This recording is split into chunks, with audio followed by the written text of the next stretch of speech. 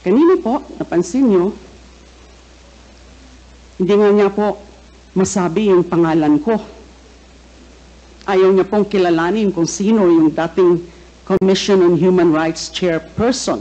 Sabi daw, again, nung tinatanong, o dun sa mga punto ni Congresswoman Luistro, hindi niya kilala kung sino man yan, yung taga-CHR na yan. Nagtataka po ako dun.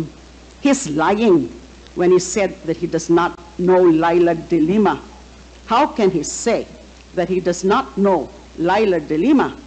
Unang-una, nung DDS, yung hearing po namin, yung CHR inquiry sa Davao on the DDS killings, siya po, as then mayor, ang pinakauna na tinawag namin as resource person.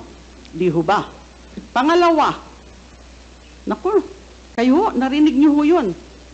Napakaraming mga okasyon, mga public pronouncements niya na ako ay tinitira niya, ako ay binabastos niya, kung ano-ano yung mga sinasabi niya sa akin, binabantaan din ako.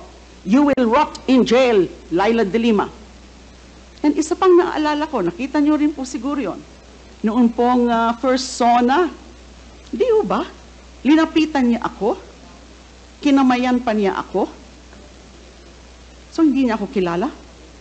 Alam mo yan, for example, ni former ES Salvador Medialdea, na kilalang kilala ako ng dating mayor at ng dating Pangulo.